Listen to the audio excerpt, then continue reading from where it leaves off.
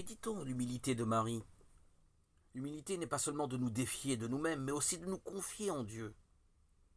La défiance de nous-mêmes et de nos propres forces produit la confiance en Dieu, et de cette confiance naît la générosité d'esprit. Marie nous en a donné un exemple remarquable lorsqu'elle prononça ces mots: « Voici la servante du Seigneur, qu'il me soit fait selon ta parole. »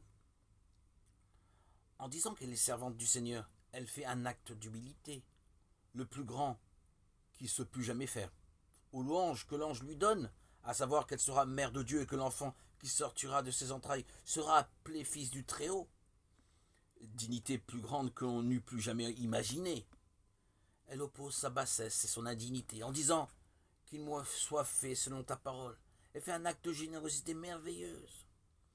Eu égard à ce que je suis par moi-même, nous dit-elle, je ne suis nullement capable de cette grâce, mais en tant que ce qui est de bon en moi vient de Dieu, et que ce que vous dites est sa très sainte volonté, je crois que cela se peut, et que cela se fera.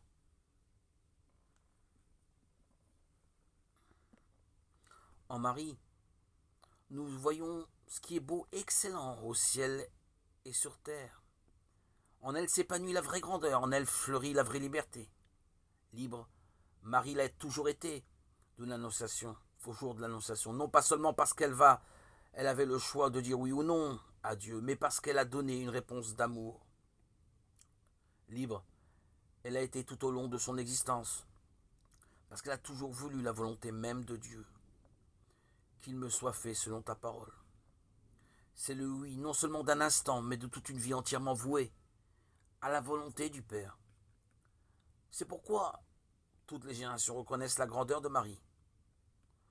Notre monde matérialiste veut faire croire que la grandeur de l'homme implique d'abord qu'il tourne le dos à Dieu. Or, ce qui est grand et beau pour l'homme, ce n'est pas de rejeter Dieu, c'est de donner un plein accord à son projet d'amour.